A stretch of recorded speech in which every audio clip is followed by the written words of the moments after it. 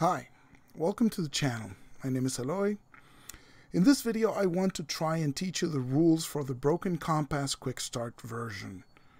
So a few disclaimers first. I am not affiliated with the company that produces the game. I haven't read the full rules. This is just a quick start, which is freely available from the company itself. I haven't played the game yet, so the whole purpose is to help my group to learn the rules because we'll be hopefully playing them this coming Saturday. Broken Compass is a tabletop RPG where you play adventurers in search of treasure, going on action-driven adventures in the pulp genre, using a light system. This game is produced by Two Little Mice, which is an Italian company, and the game is designed by Riccardo Sirignano and Simone Formicola, and I hope I didn't butcher those names too badly. This game is currently and until May 30th of 2021 on its second Kickstarter campaign, where you can purchase both the original game and the new seasons of content. They call their setting books seasons, because it's like a TV series. I recommend that you go to their page and download the Quick Start document, which contains pre-generated characters. I'll put the link to the Kickstarter page below, and there you'll find it, or you can visit Two Little Mice's page directly and get it. I've also prepared a 2-page PDF document, which I call the cheat sheet, which I will be using to try and teach this game. I will also place a link to it below. So, pause now and go get those documents because they'll come in really handy. Pause. So, I'm going to assume that you have already gotten them and we are ready to go. So let us start simply by mentioning that the basic mechanism of this game is rolling a number of 6-sided dice, regular dice that you can find at any board game, and looking for matches, similar to the game Yahtzee. So, you get 2 of a kind, 3 of a kind, 4 of a kind, and so on. So, let us start by getting a look here at the Kickstarter page. It's got 6 days to go today, but, by the time that this is posted and everything, it's less than a week. And you can click here to get the quick start. I think we'll start by looking at a character sheet, because the character sheet tells a lot. These are 4 pre-gen characters available. So the first thing that you can see is that the pictures of the pre-gen characters tell you a lot about, the inspirations, the sources of inspiration for this game. This is clearly The Rock from the recent 2017 Jumanji movie. This other character is clearly Sam Elliott. I don't know exactly what movie they're pulling Sam Elliott from, but it doesn't matter. Sam Elliott is awesome no matter what movie you're watching. This is Jake O'Donnell, which is a direct reference to Rick O'Donnell, the protagonist of the Mummy films of, I believe the first film is 1999. And this is Dr. Laura Benoit, who is clearly Lara Croft from Tomb Raider, and this is the character that I will be playing on Saturday. So let's take a closer look at this sheet, because I think there's a lot to be learned here. I will not be covering the Game Master section or the adventure itself. This is just to learn the system, and we'll see how quickly we can get that done. So without further ado, let's look here. So you got your name, your profession. You'll see how the characters are generated, but it's basically 2 descriptors. She's an explorer professor. This provides her with something that they call tags, right? They come from your career. This isn't important to learn the rules itself, but it's for character creation. But just know that, this gives her archaeology and orienteering as special tags, which will come in later. These are called expertise. There's a 3rd category, which she has, called climbing, because all the characters get, 2 from their descriptors, and one free one that I guess you can purchase. Places I call home, so that tells you about the backgrounds that they have, and words to live by. These are sort of like a motto that the character has, and also is mechanically important. So Laura's will be finish what you started, and those are her words to live by. Now the next section details your skills and fields. So skills are divided into different fields. As you can see here, the fields are action, guts, knowledge, society, wild, crime, and yeah, those are the ones. And you know, subordinate to those, within each field there are 3 skills. So it's fight, leadership, stunt, cool, drive, shoot, etc. You can see those. So you'll notice different numbers of shaded diamonds here. The black ones indicate the number. So Laura has 2 diamonds filled in for action, and she has 3 diamonds filled in for stunt. Okay, so if you're doing a stunt, which is a skill, you would look at the field, which is action, so it's 2, and stunt is 3, so it's a total of 5. That's the number of dice. Remember, it's like Yahtzee, but we're rolling a number of dice, and this is what determines your pool. And we'll talk about that a little bit more when we look at the cheat sheet for the game. There's also something here called feelings, and you can see that some are positive, right? Good feelings, like powerful, and there's also bad feelings, like bleeding. And in between, you will see that this refers to the field that is being affected, right? So if you're feeling powerful, this would affect your action field, right? So all the skills that are controlled or associated to the action field will be affected by either a good feeling or a bad feeling, in this case powerful or bleeding.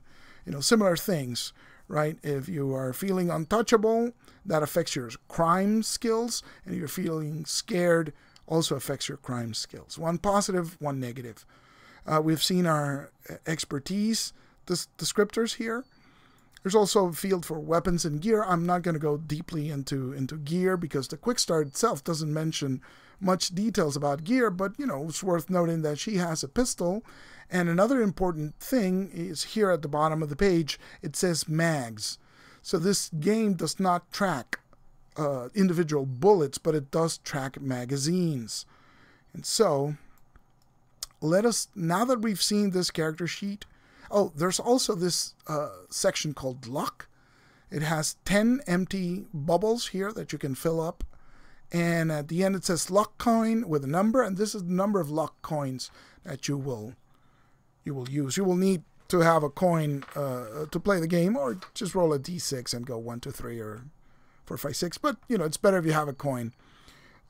And so let's take a look at the sheet, which is basically a summary of the game. Now, your adventures, as we mentioned, in one of these action movies, and there's 3 types of things that you will be encountering, right? You will be encountering challenges when you try to do things, and you will be encountering dangers when those is a type of challenge that can hurt you, right? And the final thing that you'd be encountering is enemies, which are basically dangers that are other people, right? So it's a different kind of interaction. And so let's start talking about our challenge difficulties, right? This applies to the whole game. Now, I made them, it's basic, critical, extreme, and impossible. So when you're talking about a difficulty, a challenge difficulty that is basic, that means that you roll your dice and you're looking for 2 of a kind. We'll call that a basic success. So it's the same descriptor. It's a basic challenge, means you need a basic success to overcome. A critical challenge, you need 3 of a kind, and so you need a critical success with 3 dice to overcome. An extreme is 4 of a kind, so you need an extreme success, and so on and so forth, right? So again, basic, critical, extreme, and impossible. It's a ladder of difficulty that you have to remember. The only mnemonic that came to mind was Buscemi, like Steve Buscemi. So it's capital B and C, E, and the I. Basic, critical, extreme, and impossible. So that's a simple challenge. A challenge is when you try to do a skill that doesn't hurt you if you fail, right? If you try to climb a ladder or climb a cliff and fall, that hurts you, right? So if you fail, you'll get hurt. A simple skill would be like, a simple challenge would be like you running after somebody who's trying to get away from you. If you fail, well, you don't get hurt. You don't catch the guy, but you don't get hurt. And so this is what challenge refers to.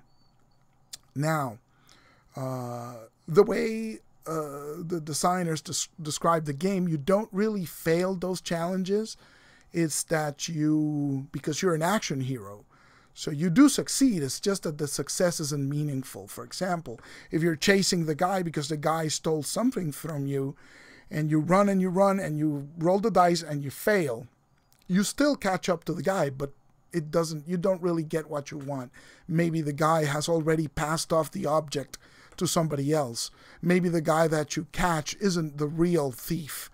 It's somebody else. So, there is a narrative success, but you don't get really what you want. So, this is the fail-forward principle, which is present in other RPGs. So the failure is not really a dead end. It's just something bad happens, right? But not what you wanted. So again, basic, critical, extreme, impossible, 2, 3, 4, 5 of a kind. Now we go to 3 makes 1 rule, right? So if you get 3 basic successes on your die roll, so if you're rolling 6 dice and it so happens that you get, 2 2s, 2 3s, and 2 4s, well, that would be 3 basic successes, right? And if you roll 3 basics, then it becomes 1 critical success. Because in this system, right, any success that goes above the level of the challenge immediately overcomes it. So a basic challenge can be met by a basic, a critical, an extreme, or an impossible. If you're rolling an extreme challenge, then only the extreme or the impossible successes beat the challenge, right? And so again, 3 basic successes just bumps it up 1 level. 3 basics becomes a critical, and 3 criticals becomes an extreme. It doesn't say what happens if you get 3 extremes, but I suppose in order to get 3 extremes, you need to roll 4 of a kind 3 times, which is a lot of dice, so it's at least 12 dice. But I guess it's most commonly used in basics to criticals and criticals to extreme. So next, how do you build your dice pool? Well, we mentioned it when we looked at the character sheet. It's the field plus the skill. So again, it's action plus stunt. That gives you your pool. Now that pool can be modified by whether you have an advantage or a disadvantage, which is a situational modifier in which the GM, which in this game is called the Fortune Master, gets to decide.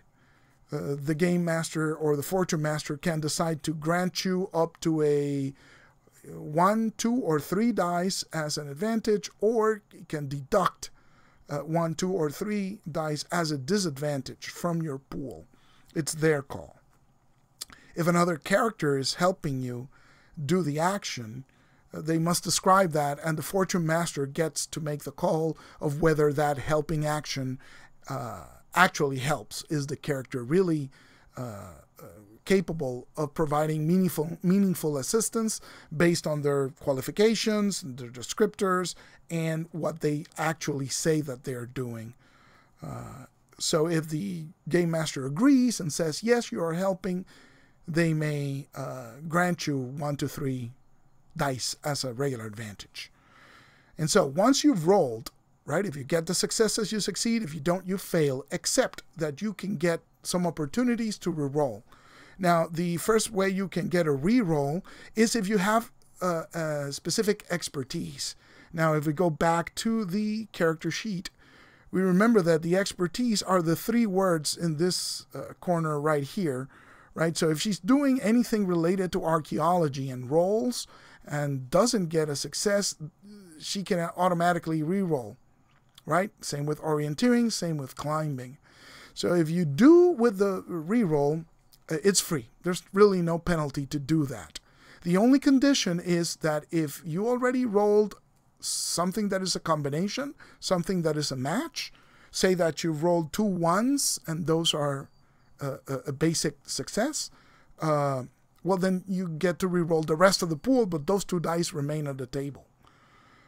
Before I go any further, I should clarify that it's like Yahtzee. You're looking for matches, 2 of a kind, 3 of a kind, 4 of a kind. It doesn't matter what the actual number is, right?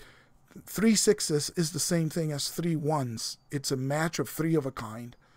The actual game dice produced by the Kickstarter don't have numbers. They have symbols. So you're matching symbols to get 2 of a kind, 3 of a kind, 4 of a kind.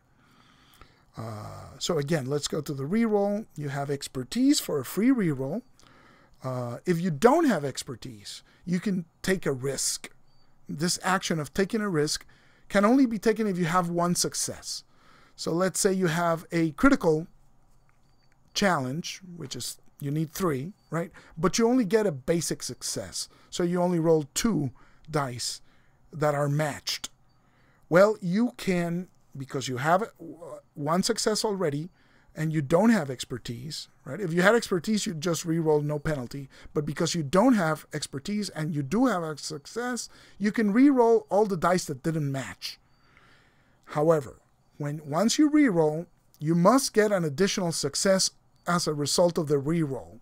If the re-roll does not give you an additional success, you lose the original success that you had before you risked. So that basic success that we rolled at the beginning, that goes away and you get nothing, right? If you have 2 basic successes and you re-roll and don't get an additional success, well, you go back down to 1 success. And so if you either re-roll with expertise or with risk, you can't do both. You do one or the other. After you've done that, you can get a chance for a second reroll. It's completely optional. It's called all or nothing. So you're going for broke, right? You're risking everything. This is a second reroll. Again, with the conditions that any matches stay on the table. You just re-roll the dice that did not match. But if you do not get a success as a result of the re-roll dice, you actually lose all results that you had up to this point. So again, it becomes all or nothing. You're risking everything. So that's the basic challenge for a skill, like pursuing somebody. Because again, there is no danger to get hurt from this. So say you're, what would be something that you're not risking? I don't know. I think the best thing would be, the best example is the chase, right? Nothing bad happens to you if the bad guys get away or you don't catch the guy that you wanted. So the second type of challenge is called a danger. So this is the same concept, but now the penalty for failure is a narrative. It's actually a consequence in which you incur damage. And so it's the same levels of difficulty. Remember Buscemi, right? So it's basic, critical, extreme, and impossible. The way the game works, because it's abstract, it can characterize those dangers, the physical challenges which represent this danger are abstracted. So say, for example, that you are swinging on a rope across a chasm and there are firing arrows at you, and there's a trap firing darts at you. And there is also a lava pit at the end of the rope, you must jump over the lava pit before you reach solid ground. Well, that's 3 different dangers in the scene. So each gets their own difficulty. Maybe the rope gets a basic danger level, right, which you must overcome with a match pair. And let's say that the arrows firing at you, it's a critical danger. And then the lava, it's another critical danger. So you must roll and overcome each danger separately. You can only have a maximum of 3 dangers at one time. So I believe this means that perhaps those can be combined into a single roll, right? So the previous example, you must get 1 basic success and 2 critical successes in order to overcome this challenge. And so, again, maximum of 3 dangers at one time. So what happens if you succeed? Nothing happens. You succeed. But if you fail, you incur damage. And damage goes to your luck points. So if we go back to our character sheet, we again see this section here. Let me see if I can magnify this a bit. All right. So Laura has, everybody has 10 luck points. And this is your damage track. It goes from outside toward the luck coin. So if you fail at a basic danger, you incur 1 damage to your luck point. You mark one of those luck points off. A critical danger, you lose 3. An extreme, you lose 9. And if it's an impossible, you lose the entire 10 points. And the next step is using the luck coin, which I will explain. So again, those damages, basic is 1, critical is 3 luck points, extreme is 9, and impossible is out of luck and go directly to the coin. If you take subsequent damages, right, and so it starts to whittle away your luck points, if it drives you to 0, if you mark off all your 10 luck, right, then you need to use the luck coin to survive. However, things are slightly mitigated because if you have successes that are lesser than the level of the danger, they mitigate the luck point damage loss. So, for example, if it's a critical success, right, and you only got a basic success, well, if you had gotten no successes, a critical danger gives you 3 luck points. But because you have 1 basic success, it reduces the damage to 2. So you only lose 2 luck points. There could be the situation where the danger is critical, so you would incur 3 damage points, but you manage to get 2 basic successes on your roll. Well, that mitigates it by 2, so you only take 1 luck point damage. In any case, it doesn't matter how much you mitigate, you cannot eliminate the damage completely. If you fail at the roll, you will take at least 1 luck point damage. And so the mitigation is I put it here, it's 1 basic success, mitigates 1 point of luck point damage, and a critical success mitigates 3 points. Assuming, again, that this is a danger that is lesser. This is a success that is less than the danger. So it doesn't completely eliminate it, but it mitigates. And so, let's say you've run out of luck points. Well, you'll notice that, every character starts out with a number of luck points in the luck coin region here. You'd see you start with 1, and I'll talk about how you get more of those. But you start with 1. So the GM has a pool of luck coins equivalent to 1 per player, which they only use to award to players. And you get a luck coin as a player when you do the following. You follow the words to live by, which is the sort of creed that your character follows. Laura's is finish what you started. So when you embody that in roleplay, right, you should be awarded a luck coin. The other one is when you do something heroic, exciting, or just plain cool, right? So this is a soft judgment call, again, by the Fortune Master, and they decide if they grant you a coin or not. Now, so what do you use the coins for? Well, because you're out of luck and you are facing a danger, you are at risk of death. Well, actually, you are, zero luck means you are facing certain death. So the only way you can mitigate that is to expend a coin. So when you expend the coin, you have to flip it. And here we see how you use it. You can use it to save yourself from certain death. You can get an extreme success on a challenge before rolling the dice. So, if you know that your danger is critical or extreme and you don't feel comfortable in rolling your dice, you can just spend a coin and you can get an automatic extreme success. And the other use is to remove or avoid a bad feeling, which we will talk about soon. And so, you flip it when you use it. I believe this is you only flip to avoid certain death. I'm going to have to double check that. Again, this is just a read through of the rules. I haven't played.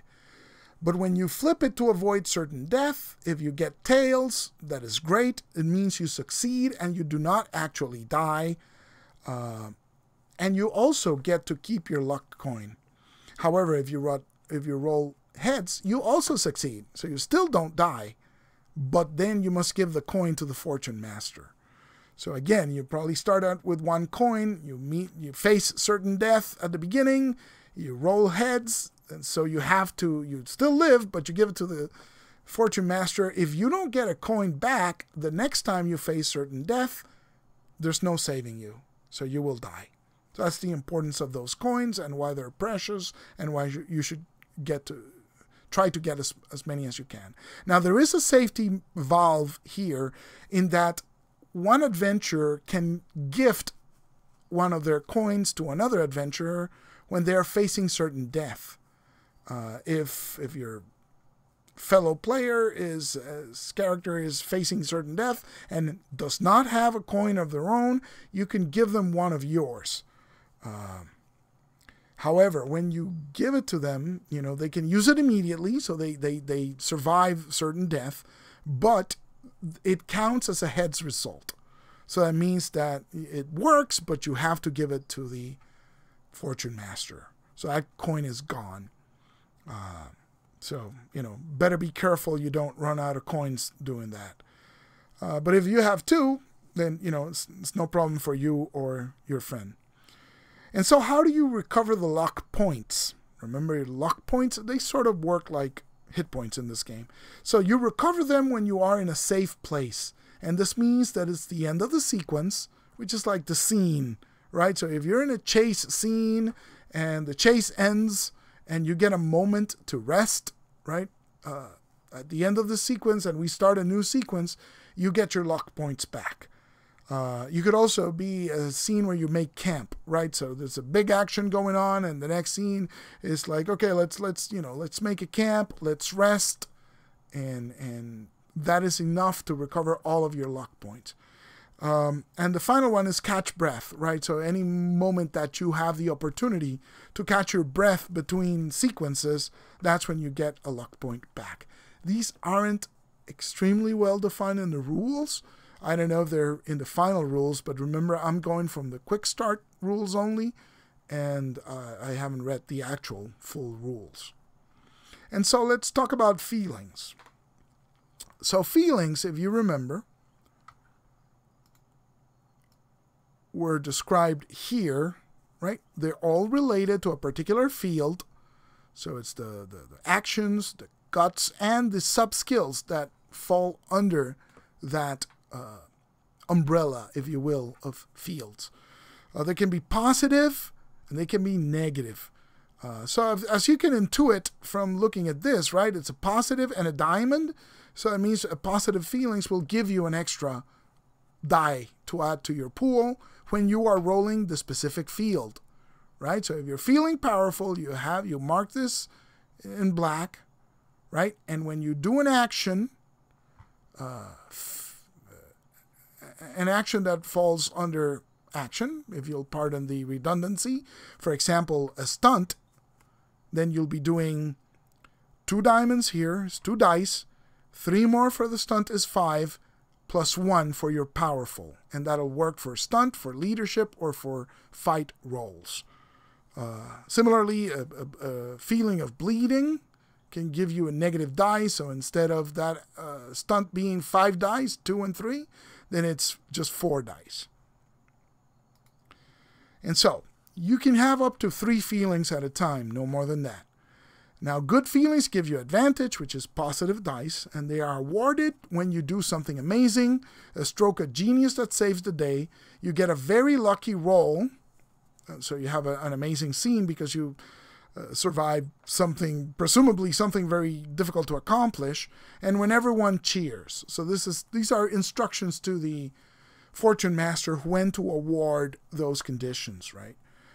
Bad feelings will give you disadvantage, so they will take away dice.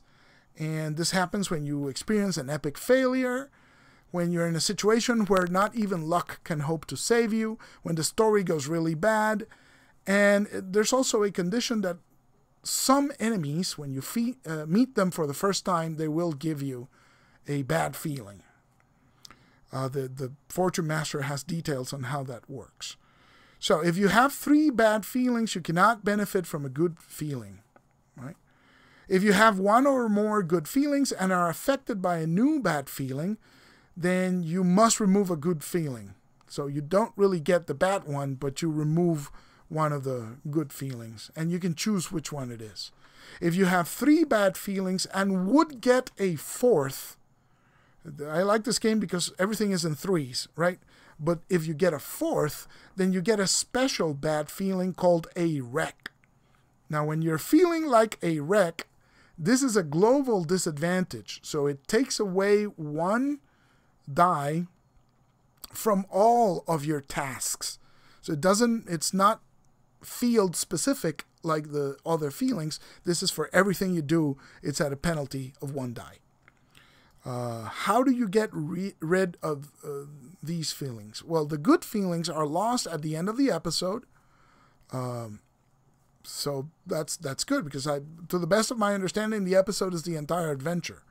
So at the end of the adventure, all the good feelings are erased. You reset back to 0, at least the good ones. Or in the narrative, whenever the Fortune Master or the group decides to move forward in time. So you say hours have passed or days have passed or weeks or whatever, those good feelings go away. And they also are lost when you get a bad feeling. Again, you must remove 1 of those. So how do you get rid of the bad feelings, though, which are the bad ones? You can use a luck coin and just spend it and give it to the Fortune Master. Again, I didn't see specified in the rules if you can flip the coin to get rid of the bad feeling. I think you just hand it to I think you lose the coin automatically, but you get rid of the bad feeling.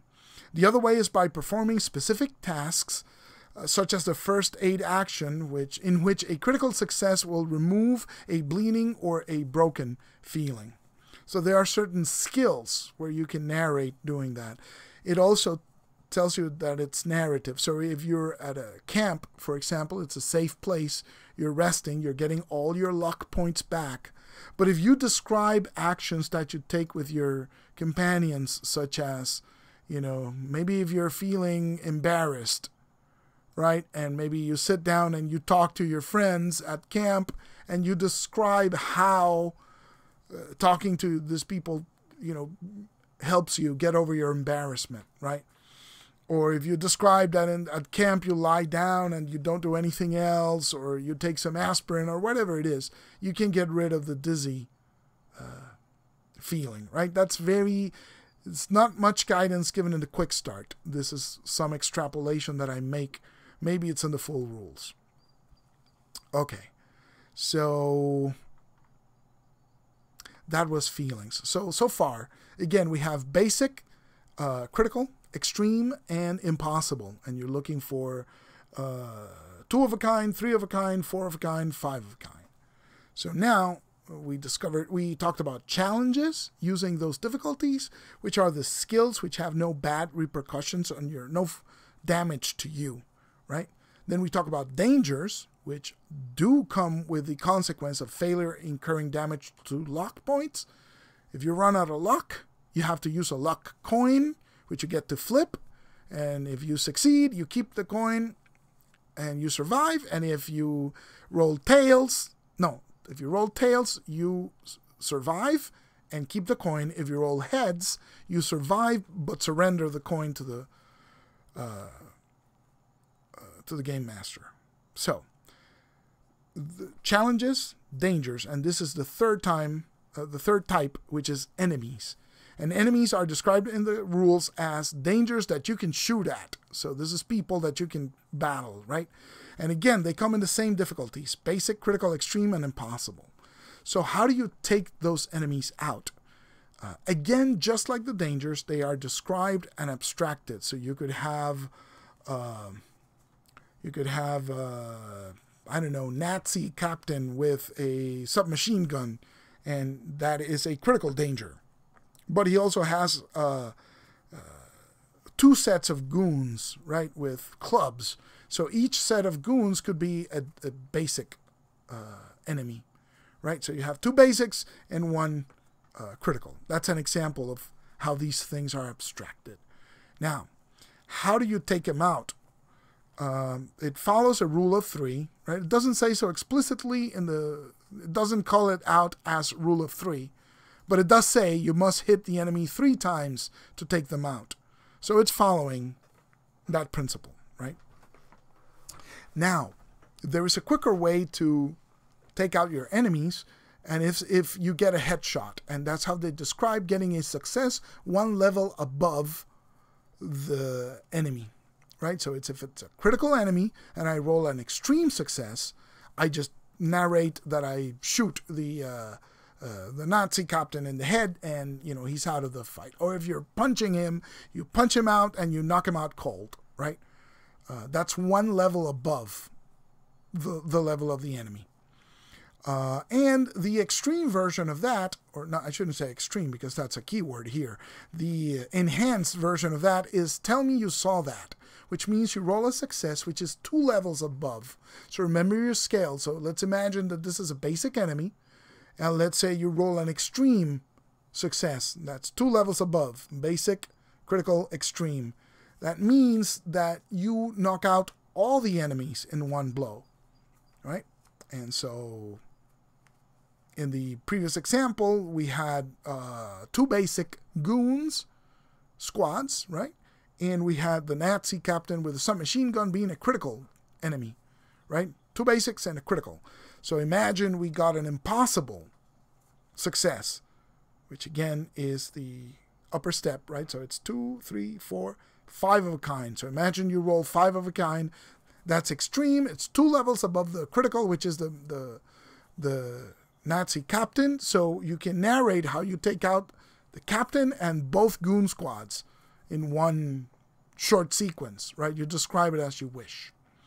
And so the 2 basic ways of interacting with these enemies to take them out are either to fight them hand to hand, which, in other games they call it melee, right? Or close combat or hand to hand. They call it a brawl here. And the other one is to shoot them, right? And so let's talk about the shooting rules first. So in the character sheet, we can see that shooting falls under the guts field. So in my case, Laura would have 2 for guts and 2 for shoot. That is a 4. If she has the appropriate positive feeling, say she's feeling daring, then that would add an extra 1 to my pool. So maybe that's 5. Let's leave it at 4 for purposes of illustrating this, right? So she has a 4. You can roll to shoot them, right? And if you succeed, well, you inflict one point, right? Again, let's say you're just shooting the critical Nazi captain, right? If you get 1 success, a critical success, well, you inflict 1 hit, and you have to hit him 3 times to take him out. If you shoot and succeed, with extreme or impossible, you get to take the captain out in one blow, right? One shot. If you don't, then you have to accumulate those 3 shots over time, and they'll have a chance to shoot you back. Now, if they shoot you back, what you do is they don't roll, you roll. So what you roll is to avoid the incoming bullet, right? And the way you do this by default is by rolling the stunt skill, which again falls under the action field with stunt, right? That's how you avoid bullets, right? It's you diving for cover. The book does mention that you may use different skills if you can justify them and explain to the Fortune Master what exactly you're doing, that it's not the stunt skill, but can still help you avoid a bullet, right?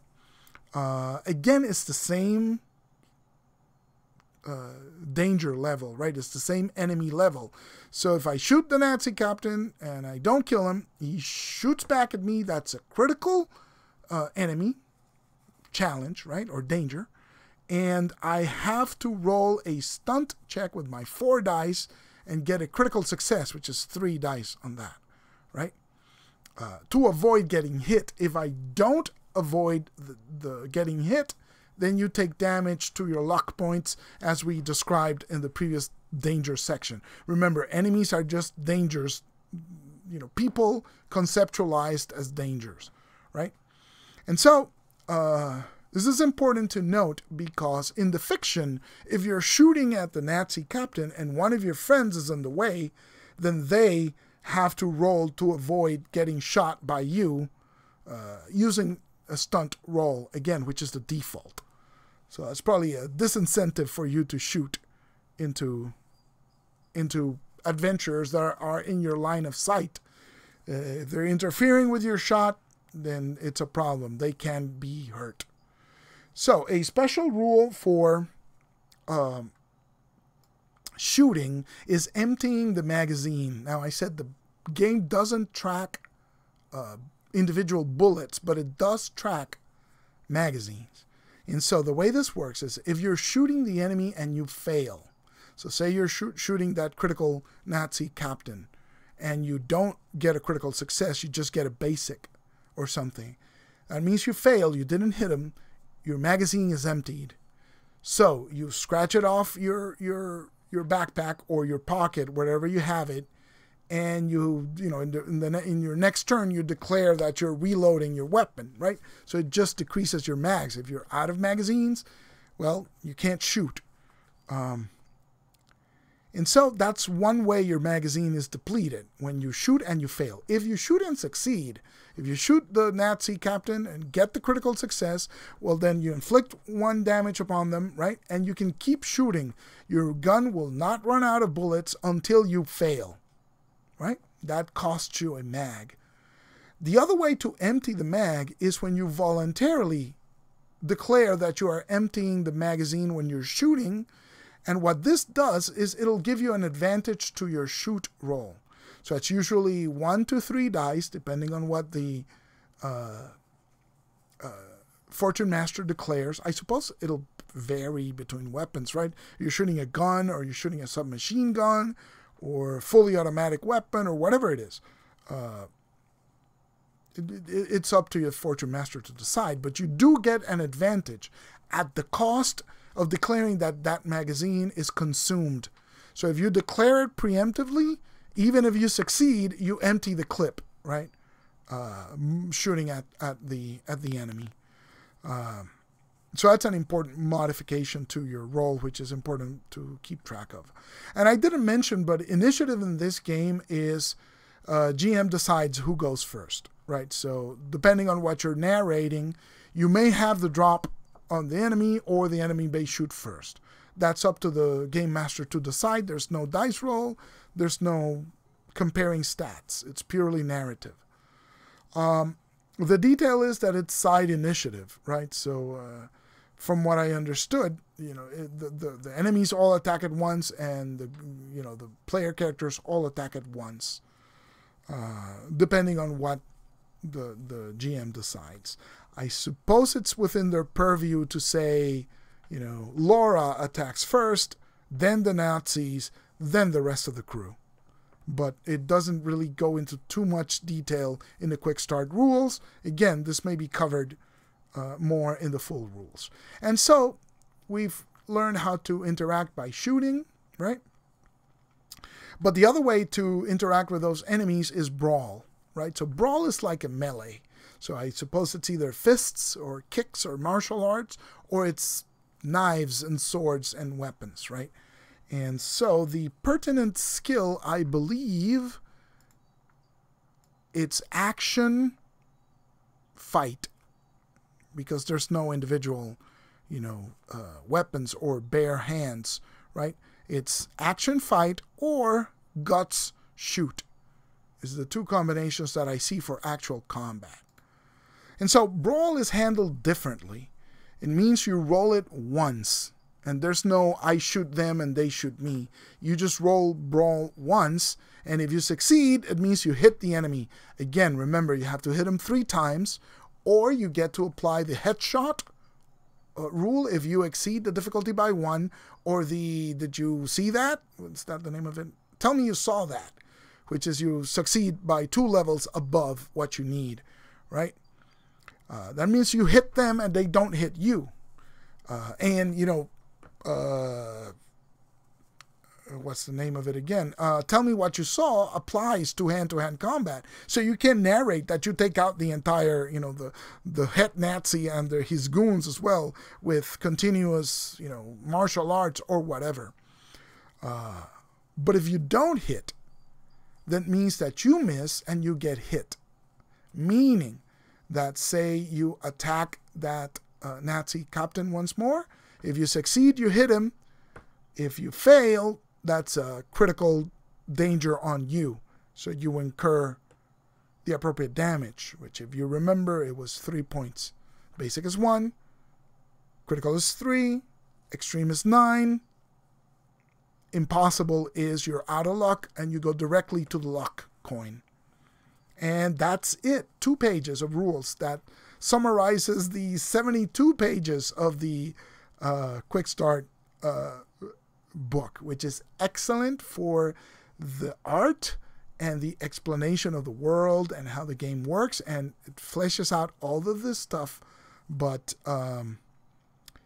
I find it very handy because this information is all over those 72 pages. So having it condensed in your hand does work. So again, the game is basically uses the Yahtzee mechanic, right? Basic, critical, extreme, impossible. Think of Steve Buscemi. Basic is 2 of a kind, critical is 3, extreme 4, impossible 5.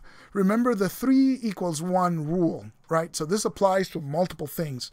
If 3 basic successes becomes a critical, 3 critical successes become an extreme. So it bumps up by 1 category and they all become 1 success of the step above, right? How to roll, you build your pool from your field and your skill, which is well marked out on your character sheet. You get an advantage or disadvantage depending on whether the Fortune Master thinks it's appropriate, which can be either positive, giving you dice, or subtracting dice at their call. You can help, and that just means that if the Fortune Master agrees, you can get an advantage on your roll, extra dice, right? 2 ways to reroll. You either have expertise, which is the keyword on your character sheet. That means you get to reroll for free all dice that are not already showing a combination, right? And that you just reroll once, and whatever happens, happens. If you don't have expertise and you scored at least 1 success, you get the chance to reroll all the dice that are not matched. But if you do not get a success on the reroll dice, you lose 1 success from whatever you had accumulated before you rerolled, right? And no matter which of those 2 versions you use to reroll, you always have the option to go all or nothing. This is only after an expertise or a risk reroll, right? This is like a second chance. You can't go straight into all or nothing. You have to go first to expertise or risk and then to all or nothing.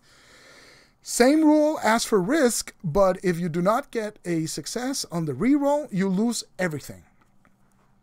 All right, so again, you meet 3 types of challenges, right? Challenges, which is when the consequence is not that you get hurt.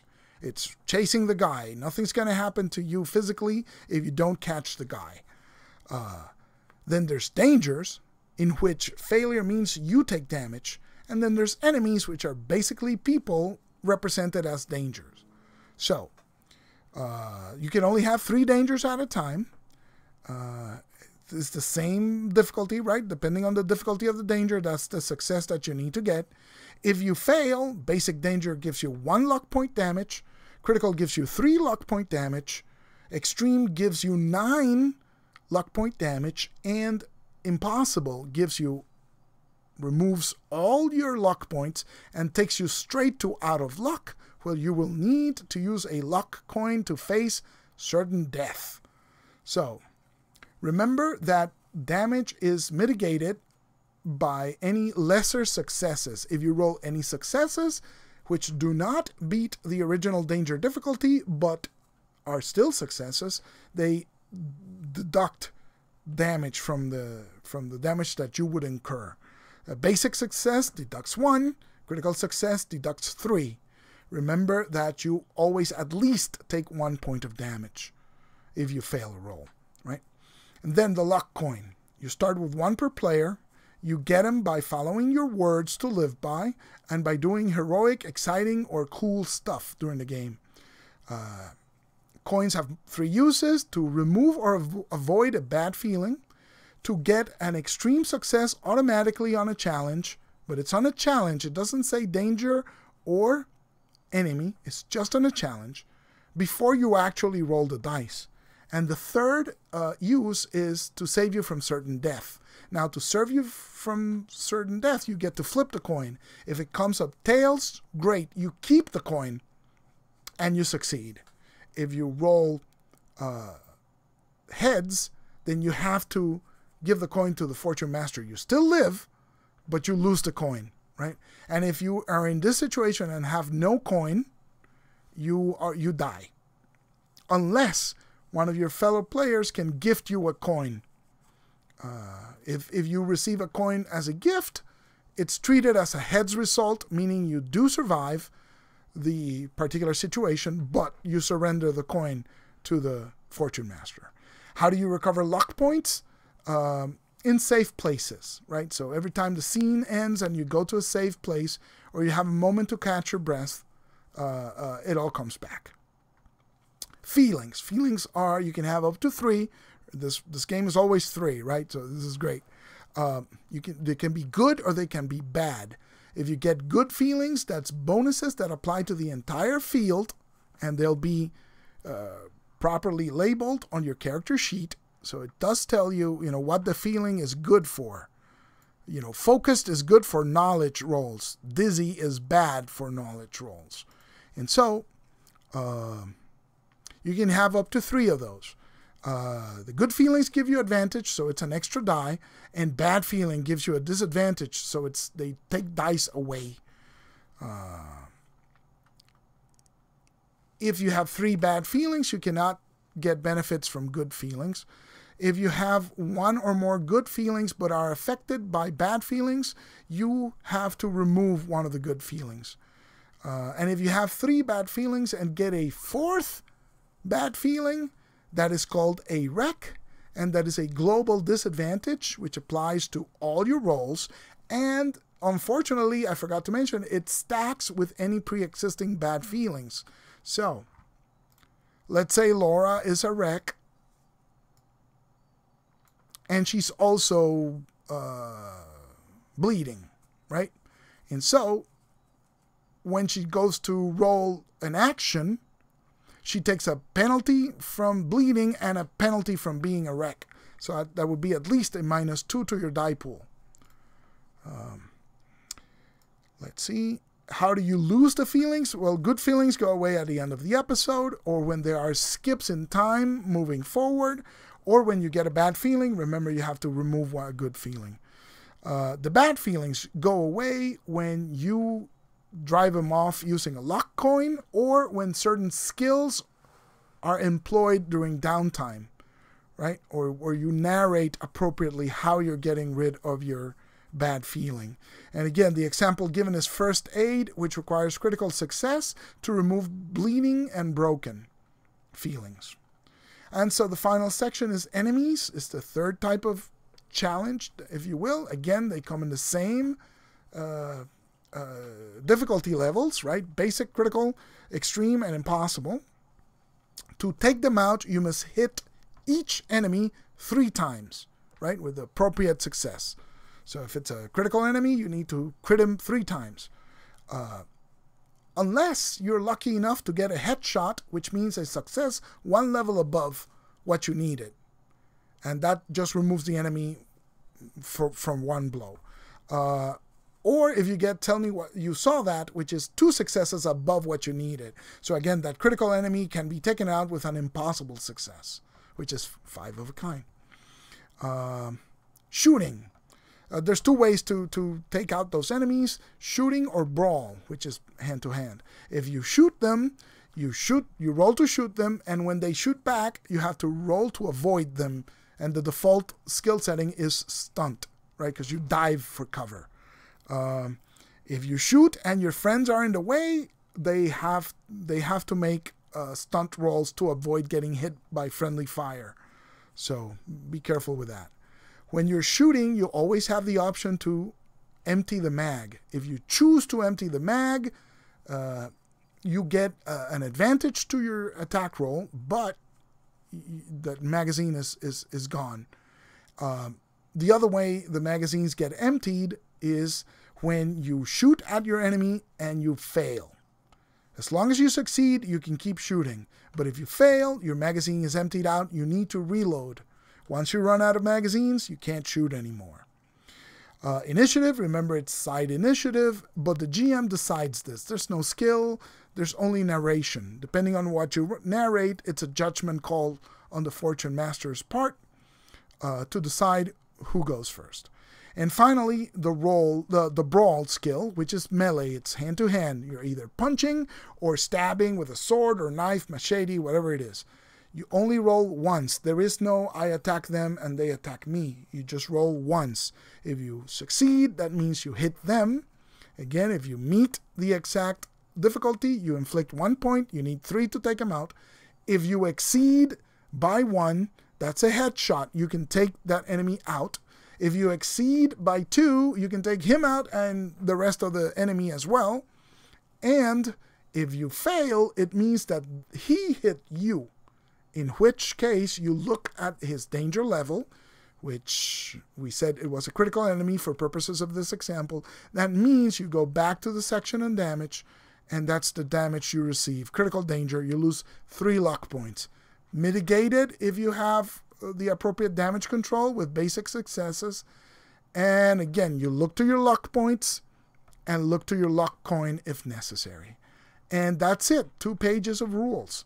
So I hope this serves the purpose. This is way longer than I thought it would be, but you know, it looks like a very fun game. If you're interested, again, don't forget to go out and look at the Kickstarter. If it's not May 30th yet, you still have a chance. I will put links in the description below for the Kickstarter. Otherwise, go directly to their website to pick up the free Quickstart. And remember to download the cheat sheet, which I will also link down below. So, thanks for watching. Have a nice day.